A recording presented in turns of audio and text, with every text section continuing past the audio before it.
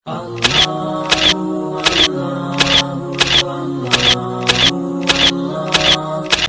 محبوب کو اللہ نے سب کچھ عطا فرما دیا، دونوں جہانوں کے علوم عطا فرما دیے، وہ محبوب ہم سے سوال کر رہے ہیں کہ بتاؤ یہ دن کون سا ہے، بتاؤ یہ مہینہ کون سا ہے، بتاؤ یہ شہر کون سا ہے۔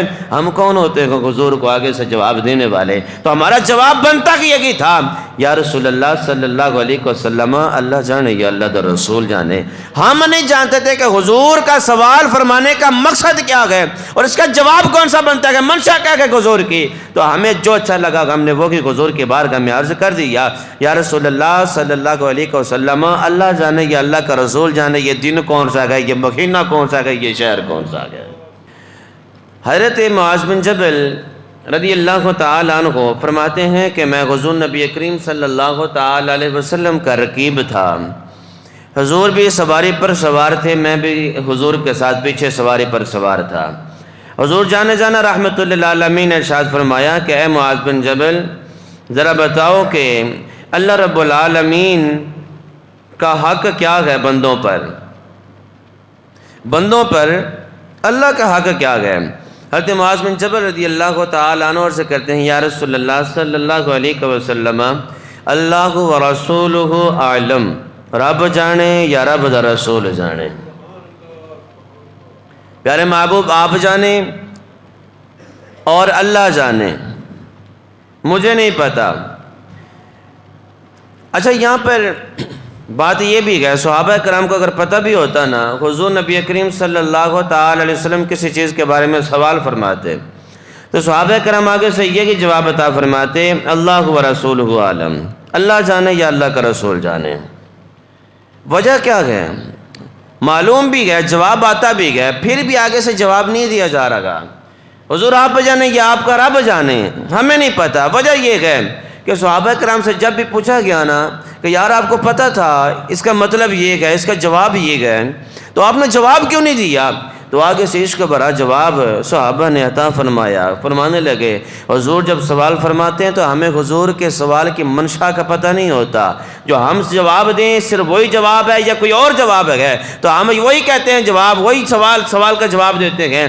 یا رسول اللہ صلی اللہ علیہ وسلم، پتہ تو ضرور ہے لیکن یہ نہیں پتہ کہ جو ہم کہیں گے وہی ٹھیک ہے، وہی آپ کے سوال کا جواب ہے۔ حضور ہم آپ سے پھر یہی عرض کرتے ہیں، اللہ جانے یا اللہ کا رسول جانے، اللہ جانے یا اللہ کا رسول جانے۔ حجت الوداع کے موقع پر آخری حج جب حضور نبی کریم صلی اللہ تعالی علیہ وسلم نے ارشاد فرمایا نا، حضور نبی کریم صلی اللہ تعالی علیہ وسلم نے صحابہ کرام سے ارشاد فرمایا کہ صحابہ ذرا بتاؤ کہ یہ دن کون سا ہے، صحابہ بتاؤ یہ مہینہ کون سا ہے۔ تو صحابہ کرام نے عرض کی، یا رسول اللہ صلی اللہ علیہ وسلم، اللہ و رسولہ عالم، اللہ جانے یا اللہ دا رسول جانے۔ سرکار نے فرمایا بتاؤ یہ مہینہ کون سا ہے؟ پھر وہی جواب، یا رسول اللہ صلی اللہ علیہ وسلم، اللہ جانے یا اللہ کا رسول جانے۔ سرکار نے فرمایا صحابہ یہ بتاؤ یہ شہر کون سا ہے؟ آگے پھر وہی جواب آیا، حضور اللہ جانے یا اللہ کا رسول جانے۔ صحابہ کرام نے جب پوچھا نا، جو موجود نہیں تھے انہوں نے پوچھا، جب ان کو پتہ چلا ان صحابہ سے جن سے حضور نے سوال فرمایا، یار آپ کو پتہ تھا یہ دن عرفہ کا ہے، آپ کو پتہ تھا یہ مہینہ اپنا ذی الحجہ کا ہے، آپ کو پتہ تھا یہ شہر جو ہے یہ شہر مکہ ہے، پھر بھی آپ نے جواب کیوں نہیں دیا؟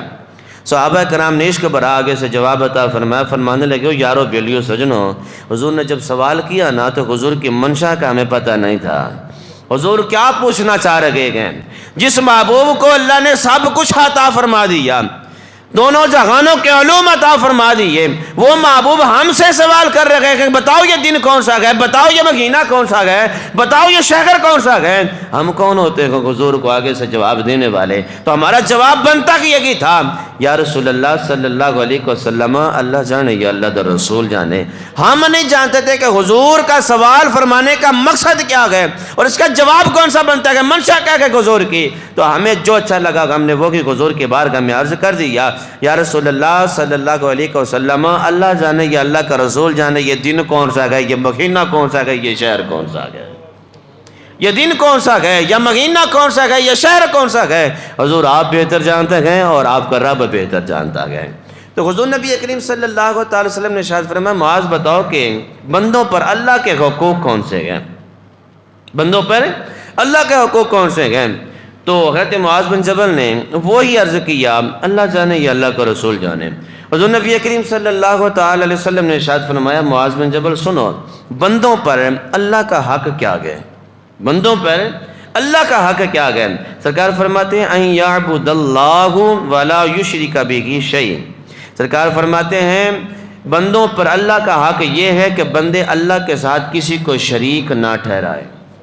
وہ ذات وحدہ لا شریک ہے، وہ ذات وحدہ لا شریک ہے۔ بندوں پر اللہ کا حق یہ ہے کہ وہ اللہ کے ساتھ کسی کو شریک نہ ٹھہرائے، اللہ کی عبادت کرے، سجدہ کرے تو اللہ کے حضور کرے، مانگے تو اللہ سے مانگے۔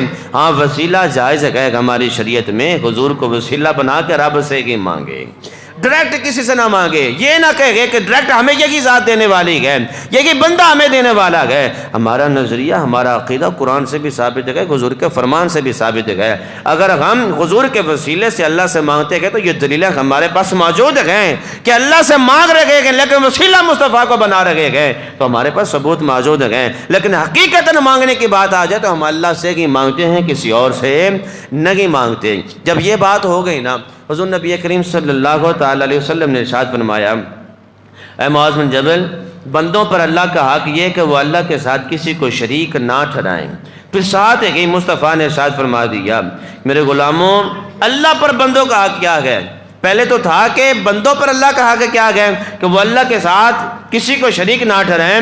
اب اللہ پر بندوں کا حق کیا ہے؟ بندوں نے اللہ کے ساتھ شریک نہیں کیا، اللہ کو کی معبود جانا، رب کو سجدہ کیا، رب کی بارگاہ میں آ کے جھک گئے، اپنا فرض ادا کر دیا۔